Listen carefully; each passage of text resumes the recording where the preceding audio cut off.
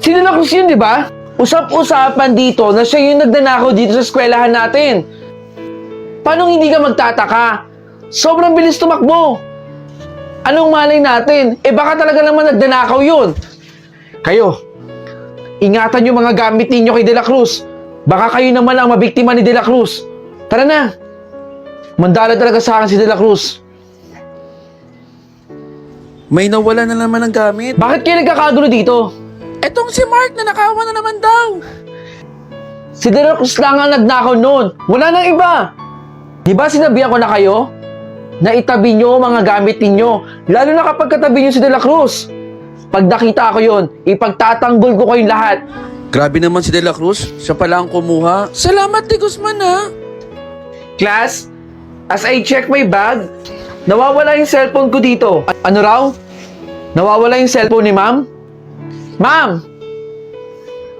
Bakit po kaya hindi nyo i-check yung bag ni De La Cruz? Usap-usapan dito sa eskwelahan natin na siya ang magnanakaw dito. De La Cruz? Ikaw? De Guzman, wala sa akin yung cellphone ni ma'am. Ang bilis mo naman manghusga. Anyways, meron namang CCTV dito I-check ko na lang para malaman ko kung sino ba talaga ang kumuha ng cellphone ko. Tama yun, ma'am. I-check nyo po yung CCTV para makita po ninyo yung mukha ni De La Cruz na siya ang kumuha nun. De La Cruz, ha? De Guzman. Ma! Oh, anak.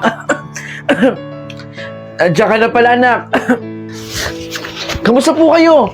Pasensya na po, ma. Binilisan ko na nga ako Huwag mo intindihin yun, anak. Okay naman ako. Hayaan nyo, ma. Gagaling din po kayo sa sakit ninyo. In Jesus' name po. Magdilang anghel ka sana, anak. Salamat, anak.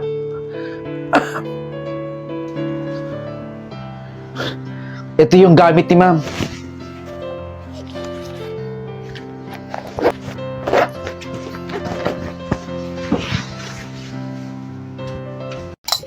O anak, kainin mo tong hinanda kong pagkain para sa'yo. Kainin mo yan. Ayoko pong kainin to. Anong ayaw mong kainin? Kainin mo yung inihanda kong pagkain para sa'yo. Ayoko po. Ano? Para magkasakit ka? Kainin mo yan. Ayoko nga pong kainin to. Wag mo kong artihan, ha? Kainin mo yan. Nak! Nak! May binili ako sapatos para sa'yo. Ang ganda, di ba? Bagay na bagay sa'yo to. Oh, sa'yo na.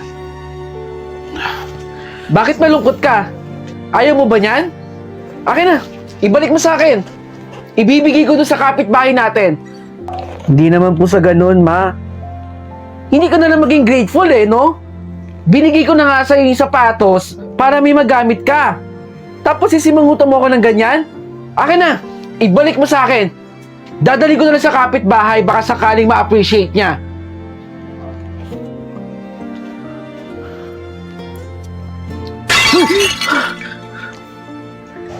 Ano na naman yung binasag mo? Ikaw hindi ka talaga nagtitino no? Lahat na lang puro perwisyo. Perwisyo ang binibigay mo sa akin. Oh, halika nga rito. Aray ko, ma! Ikaw, ayusin mo, anak! Para hindi kita nasasaktan, ha?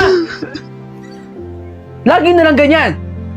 Sorry na po, ma. Sorry na po. Saglit.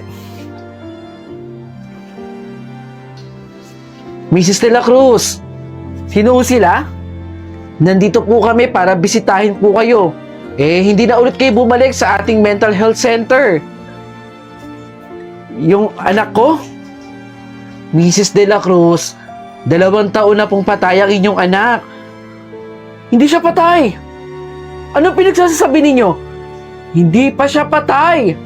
Kaya nga po kami nandito para tulungan po kayo. Tara, isama na natin si Mrs. De La Cruz. Saan niyo ko dadalhin? Sumama na lang po kayo, Mrs. De La Cruz. Saan? Ma, totoo ba si Santa Claus? Bakit mo naman natanong, anak? Naririnig-rinig ko kasi dito sa mga bata dito. Ang sabi, totoo daw si Santa Claus. Si Santa Claus kasi siya yung nagbibigay daw ng regalo sa mga bata. Pagkagising sa umaga daw, nasa pintuan yung regalo. Sa kanila lang may Santa Claus, anak. Sa atin wala. Sana nga totoo si Santa Claus Gusto ko po makakuha ng regalo sa kanya. Huwag mo lang pangarapin na totoo si Santa Claus, anak. Matulog ka na dyan. Maglatag na. Yung pintuan.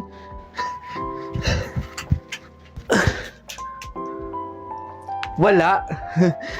O anak, anong ginagawa mo? Hindi ba't sinabihan na nga kita na hindi nga totoo si Santa Claus? Sa kanila lang uso yun. Pero sana nga talaga may regalo sa pintuan. Magandang umaga, ma. Yung pintuan.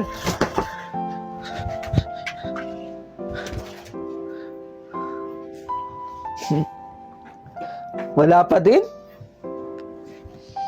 Magkakape na po. Hoy, alam niyo bang meron ako natanggap na regalo kagabi? Hala, ako din may nakita ko sa pintuan. Grabe, sobrang ganda ng regalo. Siguro nga, para lang sa mayayaman si Santa Claus. Pero sa aming mga mahihirap, hindi naman totoo si Santa Claus. Tara, umuwi na tayo. Grabe, sobrang saya ko talaga sa regalo. Tara na, anak. Magandang umaga, ma.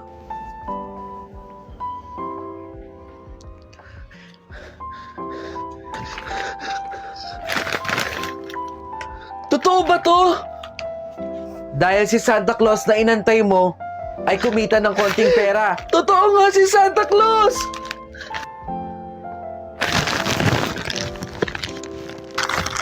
Ito po lahat. Salamat po. Ito po yung bayad ko.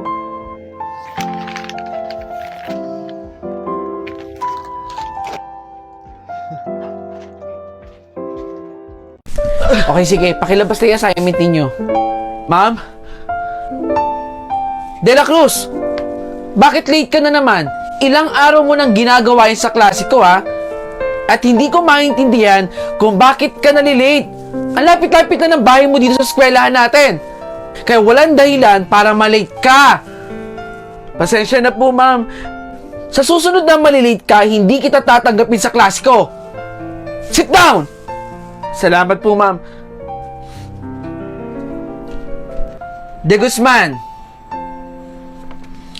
De La Cruz. Wala pa rin si De La Cruz hanggang ngayon? Ma'am, De La Cruz po, present. Aba! Hindi ba't sinabihan na kita kahapon pa, De La Cruz? Anong dadahilan mo ngayon? Bakit ka late? Pasensya na po, ma'am. Hindi po kasi nakakarindi mga dahilan mo, De La Cruz.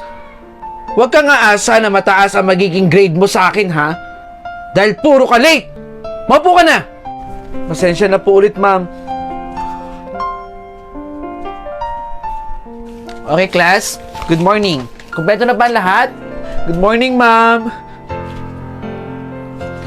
De La Cruz! Ay, aray ko po. Ako naiinis na talaga ako sa'yo, ha? Isusubo kita sa principal para hindi ka na makapasok sa klase ko. Sorry po, ma'am. Hindi na po ako malilate. Ha? Nakakapag-init ng ulo, De La Cruz. Nakakapuno ka ng pasensya. Pasensya na, ma'am, kung nalilate po ako. Hindi na po maulit. Puro ka late. Mapo ka na. Sorry po.